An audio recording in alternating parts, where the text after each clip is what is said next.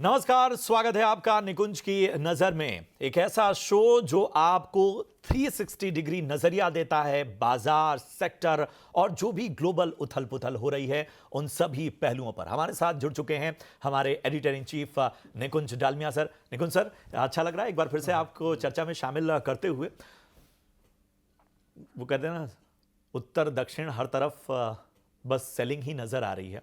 Tariff ऐलानों का जो impact है वो अब बाजारों में धीरे धीरे और ज्यादा गहराता जा रहा है। सोना चांदी हर तरफ हम देख रहे हैं कि एक प्रेशर हमें देखने को मिल रहा है, और जैसे जैसे हर क्षेत्र की खबरें आ रही हैं वहां पर भी प्रेशर नजर आ रहा है।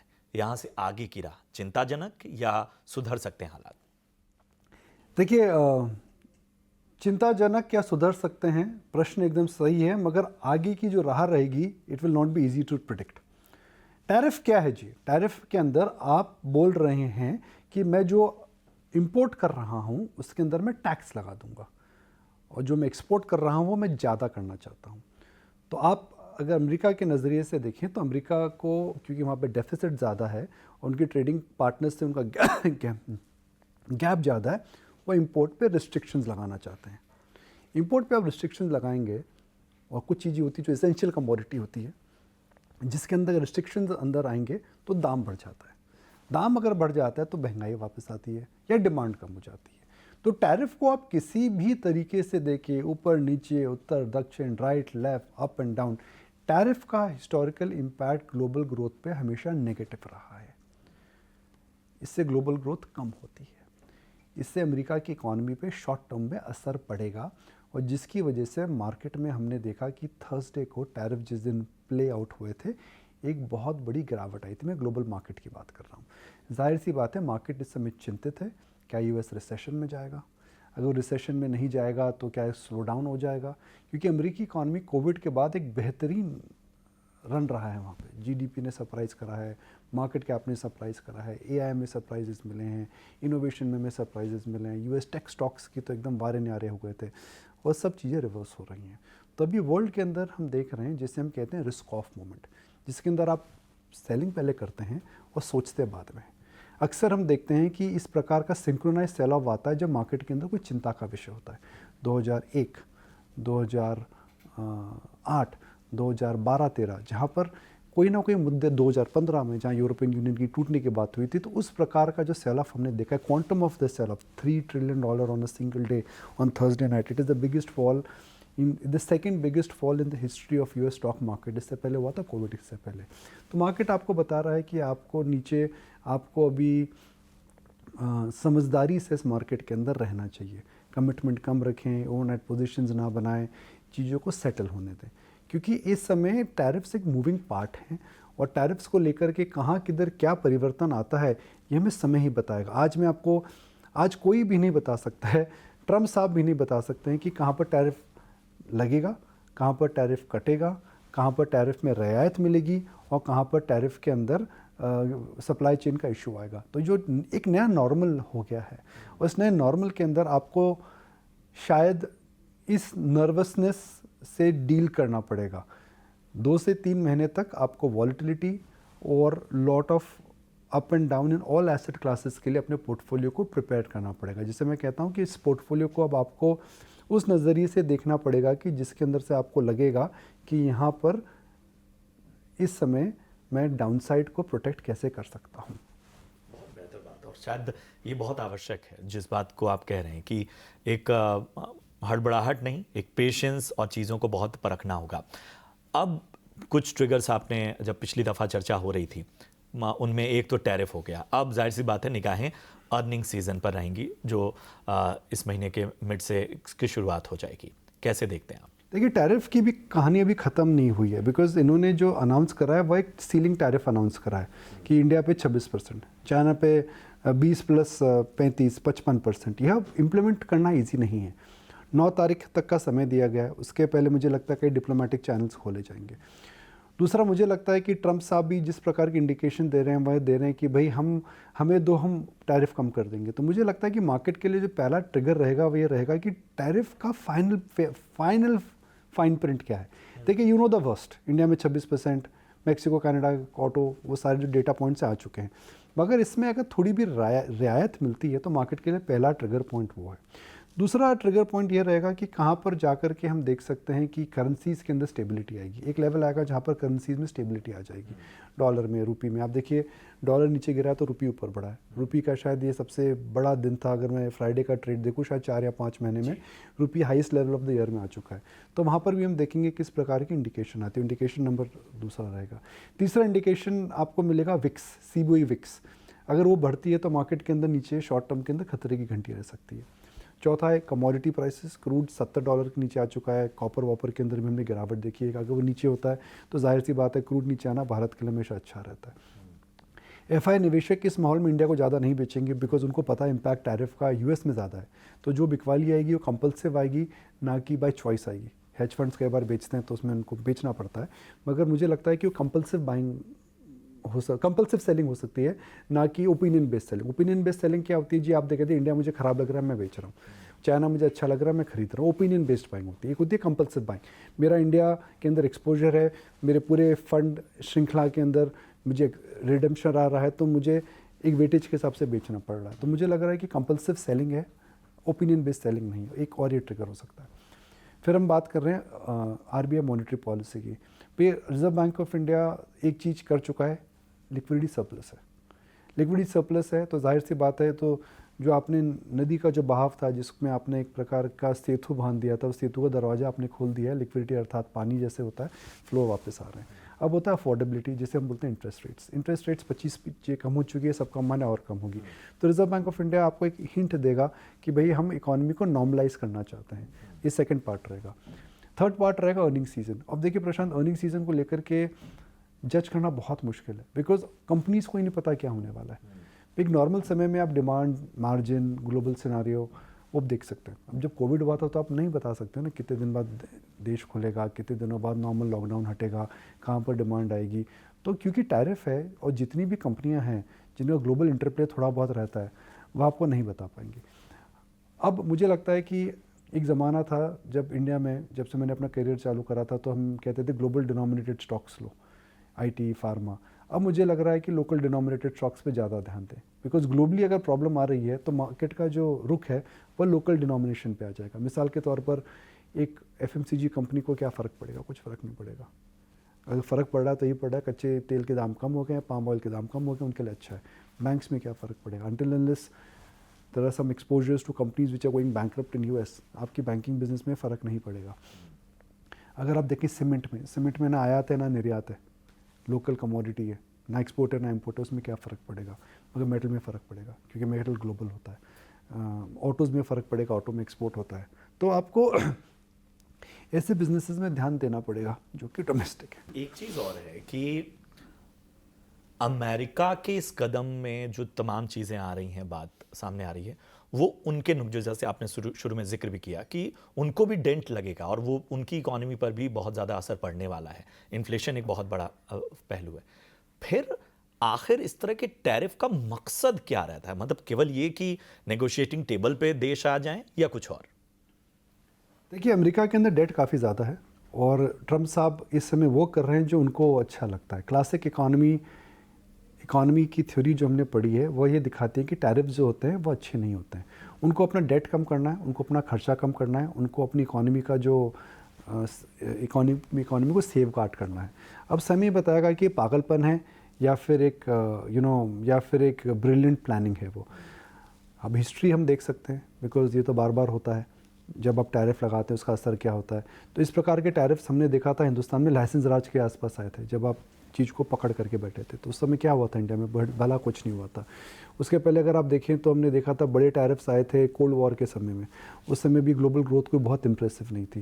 The idea of globalisation is that आप चीज़ों को, आप ट्रेड को बढ़ाएं, टैलेंट को अट्रैक्ट करें। और शायद ये अमेरिका की बुनियादी नींव है कि अमेरिका के अंदर ग्लोबल टैलेंट बहुत है, टैरिफ्स कम है, everybody gets an equal opportunity, it always supports innovation. तो I am nobody to comment on it, मगर 100 साल के अमेरिका ने जो अच्छा काम करा है, ट्रम्प साहब ने 100 दिनों में उसको हिला दिया है। इसके रेपरकशंस आएंगे शॉर्ट टर्म, मीडियम टर्म और लॉन्ग टर्म।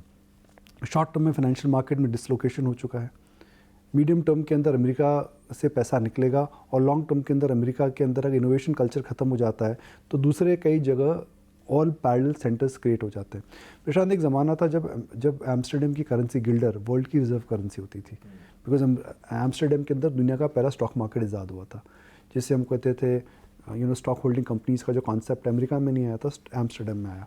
उसके बाद हवा का रुख बदला। फ्रांस में हमने देखा नेपोलियन बोनापार्ट के बाद उस समय काफ़ी ज़्यादा उत्साह देखने को मिला था फ्रेंच रेवोल्यूशन के बाद। तो उस समय वर्ल्ड की करेंसी फ्रेंच हो चुकी थी कॉलोनाइजेशन से पहले। फिर उसके बाद हमने देखा एक प्रकार से ब्रिटिश साम्राज्य का वर्चस्व रहा 250-300 साल के अंदर। They were the rulers of large part of the lands at least in Asia including India. तो करेंसी उस समय डॉलर, ग्रेट ब्रिटेन पाउंड हो गई। वर्ल्ड वॉर के बाद वह डिके हुई और उसके बाद अमेरिकी डॉलर वर्ल्ड की रिजर्व करेंसी बन गई। तो ये चीज़ें बदलती रहती हैं, मगर एक बात तो तय है कि आने वाले समय में अमेरिका के अंदर प्रॉब्लम रहेगी। ऑल्टरनेट क्या हो सकता है? ऑल्टरनेट हो सकता है कि वहाँ का एडमिनिस्ट्रेशन जान जाए हम जो कर रहे हैं गलत है, हम पूरी दुनिया से झगड़ा कर रहे हैं, और अगर हम दुनिया में एग्जिस्ट करना चाहते हैं तो हम एक टापू पे नहीं रह सकते, हमें दुनिया से हाथ मिलाना पड़ेगा। तो शायद वो रोल बैक करें। टैरिफ के अंदर जो इस समय इंडिकेशन दिया गया, हो सकता है फाइनल नेगोशिएशन काफ़ी कम हो उससे, हो सकता है tariff second half of the year में रोल बैक भी हो जाए। तो क्या होगा बोलना बहुत इस समय मुश्किल है, मगर द मार्केट्स क्या होगा, न्यूज़ इतनी आएगी आपको सेकंड गेसिंग वो करेगी, और सेकंड गेसिंग करने के अंदर आप बड़ा निवेश नहीं कर सकते। बिल्कुल। जब इस तरह की ग्लोबल अस्थिरता या तमाम चीज़ें अनसर्टेनिटी दिखती है, उसमें आईटी सेक्टर पे इम्पैक्ट हम हमेशा देखते हैं। क्या ऐसी स्थितियां बेहतर हों कि आईटी के लिए एक माहौल अच्छा बने? मतलब आईटी वो कौन कौन से पहलू चाहता है जो उसको सपोर्ट करते हुए नजर आए? देखिए, इंडियन आईटी कंपनीज का मेन मार्केट यूएस मार्केट है। यूएस मार्केट के अंदर बीएफएसआई उनका मेन बिजनेस है, जो एक ज़माने में 55 के ऊपर होता था, अभी भी 35 के आसपास, 35-40 के आसपास है। तो वहाँ पर तो देखिए साफ स्लो डाउन आ रहा है।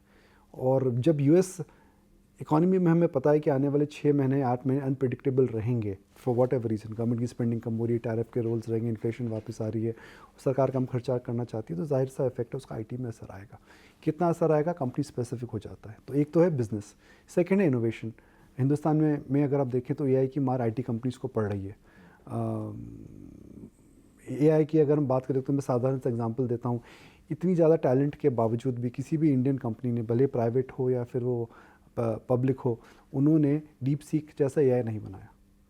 हम इतनी we take a lot of pride in saying that हमने यूपीआई बनाया, हमारा डिजिटल फ्रेमवर्क है, हमारे पास आधार है, जैम ट्रिनिटी है, पर वो सब के बावजूद भी, इतना टैलेंट होने के बावजूद भी हमने एआई के अंदर कुछ इनोवेशन अभी नहीं करा है।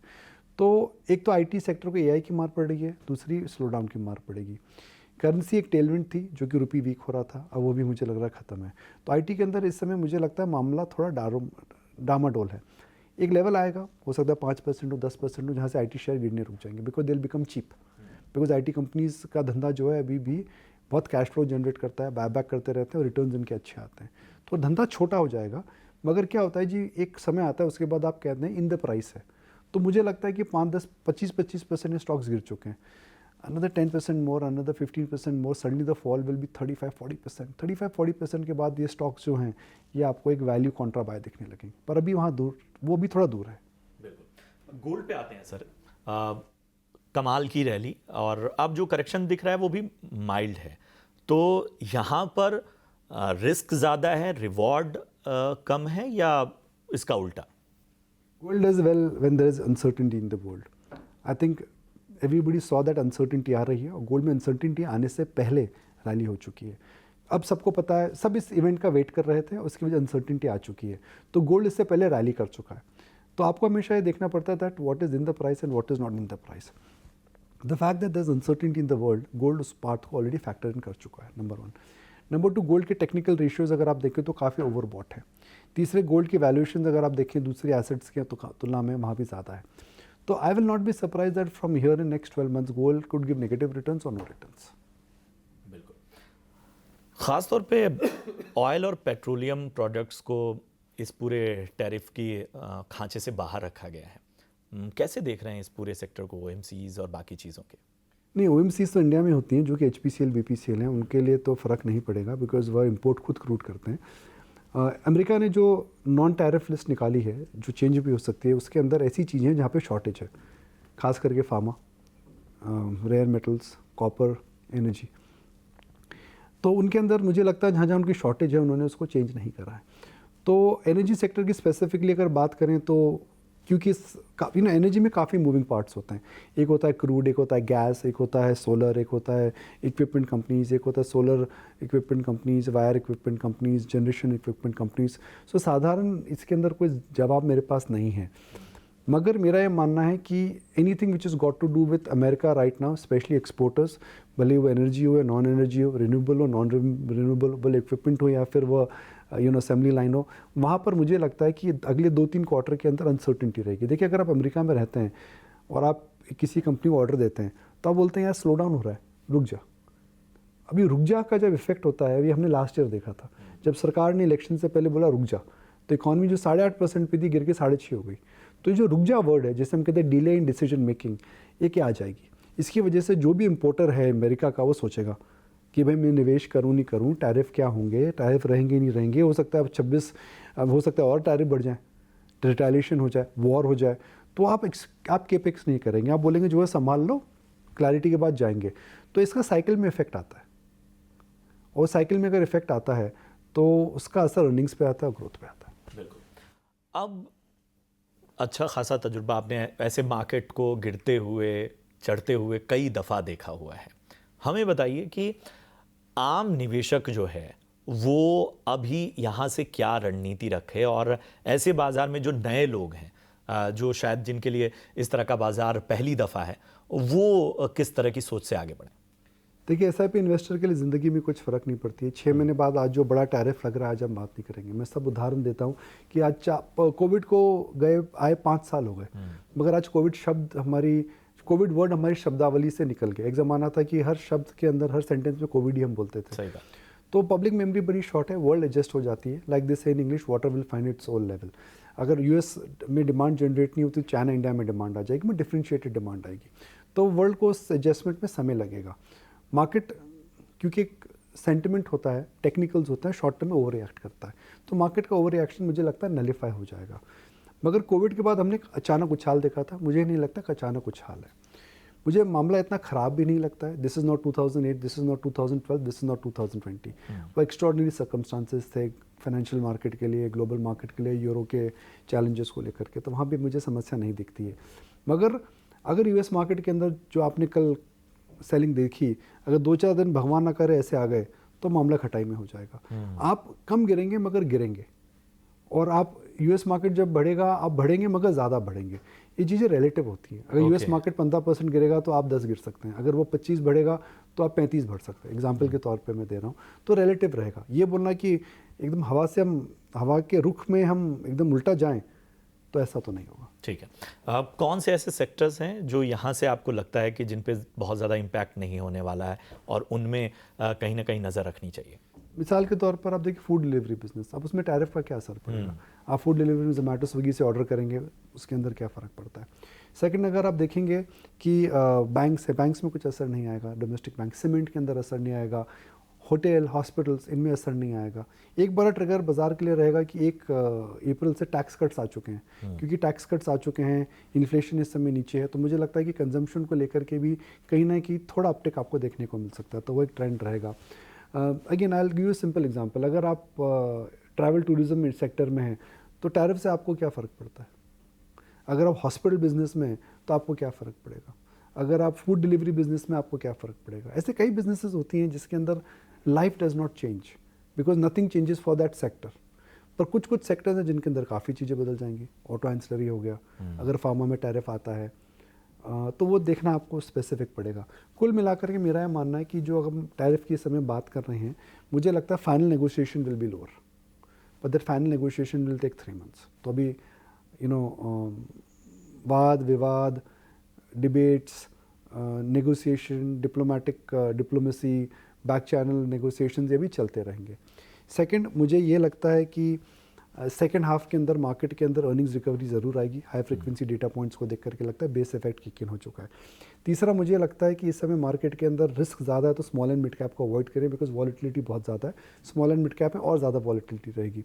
चौथा, अगर मैं देखूँ कि एक समय आता है इंडिया में रिस्क डायल करने का, तो मुझे लगता है कि 5-10% नीचे अगर इक्विटी आ जाए तो आपको एक कंप्लीट रिस्क डायल कर देना चाहिए। ठीक है। पिछले दिनों आप पावर सेक्टर को लेकर काफ़ी ज़्यादा बुलिश थे। अभी यहाँ से क्या करना चाहिए लोगों को, ख़ासतौर पे चूंकि ठीक है सबसे बड़ा ट्रिगर गर्मियाँ हैं, वक्त से पहले गर्मियाँ आई हैं, प्लस ये है कि आईएमडी का जो अनुमान है वो इस पूरे क्षेत्र में यही है कि लगातार जो है वो डिमांड बढ़ेगी और उसके साथ ही गर्मियों का जो स्तर है वो अप्रैल और मई महीने में बढ़ने वाला है। ये सारे पहलुओं को देखते हुए पावर सेक्टर में कहाँ नज़र रखी जाए? पावर सेक्टर में टैरिफ का कुछ फ़र्क नहीं पड़ेगा, बिकॉज पावर लोकली जनरेट होता है, लोकली कंज्यूम होता है। अब ना अमेरिका पावर भेजते हो ना अमेरिका से पावर खरीदते हो। कुछ इक्विपमेंट मैन्युफैक्चरिंग ज़रूर होती है जो कि बाहर से आती है, मगर मुझे नहीं लगता कि वो इतना उनको असर पड़ सकता है। तो पावर यूटिलिटीज़ में असर नहीं पड़ेगा।